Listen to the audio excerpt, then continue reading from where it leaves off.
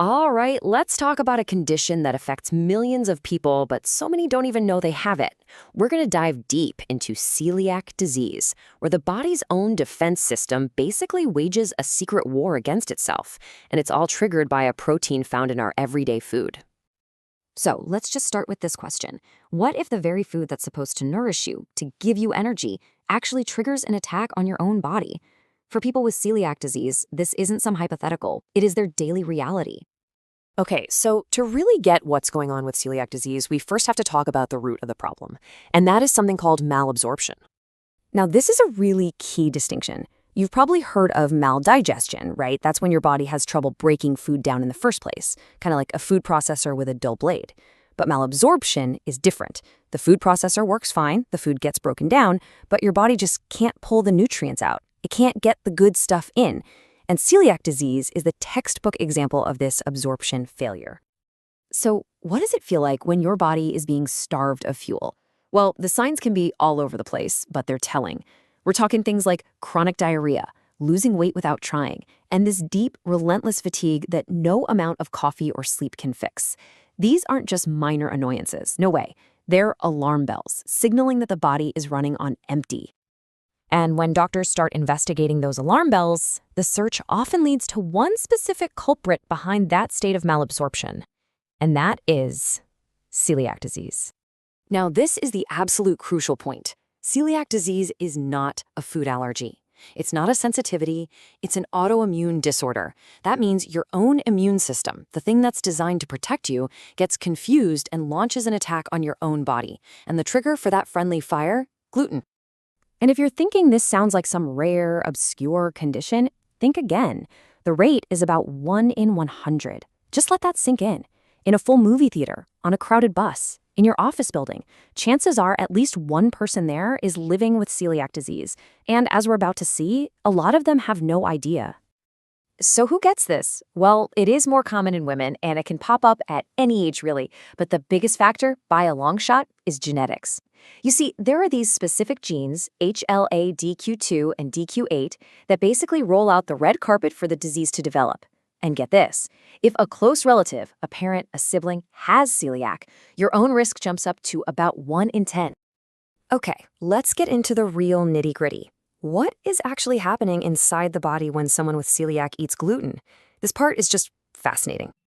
It's this perfect storm, this chain reaction. It all starts when gluten is eaten.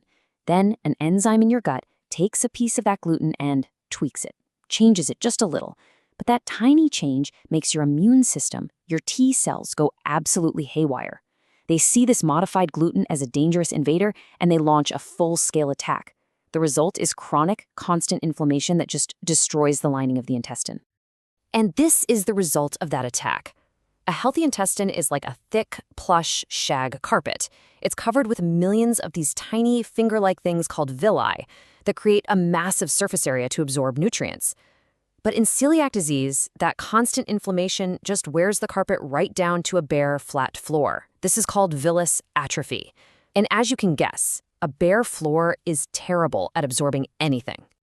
So because you can't absorb those nutrients, the symptoms go way beyond the gut. Yeah, sure, there's diarrhea and bloating, but there's also things like anemia because you're not getting iron, or osteoporosis because you can't absorb calcium. There's even a specific intensely itchy skin rash and neurological problems like headaches and depression. This is a disease that affects the entire body. With such a huge range of symptoms, you can imagine why getting a diagnosis can be so tricky. It's often a hidden condition, and it really takes a sharp doctor to put all the pieces together and even think to test for it. The good news is that the path to a diagnosis is actually a really clear 2-step process. It starts with a blood test. They're looking for the specific antibodies your body is making during that autoimmune reaction. If that test comes back positive, then you move on to step 2 to confirm it, an endoscopy, where they'll take a tiny sample of your small intestine to check it out under a microscope. Okay, and this right here is a critical piece of information. For these tests to actually work, you must be eating gluten. I know it sounds crazy, but if you go gluten-free before getting tested, you basically hide all the evidence. The autoimmune reaction quiets down, the antibodies disappear, and your tests will come back negative, even if you absolutely have the disease. So, when that little biopsy sample gets to the lab, what are they looking for?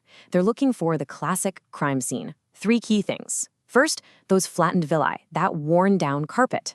Second, changes to the little factories at the base that make new cells. And third, a swarm of immune cells that have invaded the lining. If they see all 3, that's the smoking gun. It's definitive proof. So once that diagnosis is confirmed, the question becomes, how do you stop the attack? This brings us to how you manage it. And for celiac disease, there's currently only one way to do that. And that treatment is a strict, absolute 100% for the rest of your life gluten-free diet. There is no medication, no surgery that can stop this. The only way to prevent the autoimmune attack is to take away the trigger completely. So in the real world, that means avoiding anything with wheat, rye, or barley. The obvious stuff, bread, pasta, cakes. But also a lot of hidden sources, like in sauces or soups. The good news is, so many foods are naturally gluten-free. Rice, corn, potatoes, all meats, fruits, vegetables. They become the foundation of your diet. And this is a point that I just cannot stress enough. We're not talking about cutting down on gluten. We're talking about eliminating it. Even a tiny trace amount, like from using the same toaster for regular bread and gluten-free bread, can be enough to trigger that inflammation and cause damage all over again. So why is being so strict so important? Because letting the disease go uncontrolled has serious long-term risks. That chronic inflammation can increase your risk of certain cancers, lead to severe bone disease like osteoporosis, and even cause fertility problems. Sticking to the diet isn't just about feeling better day to day, it's about protecting your long-term health. And I'm going to end with a fact that is just startling. An estimated 50%, half of all people with celiac disease, have no symptoms at all.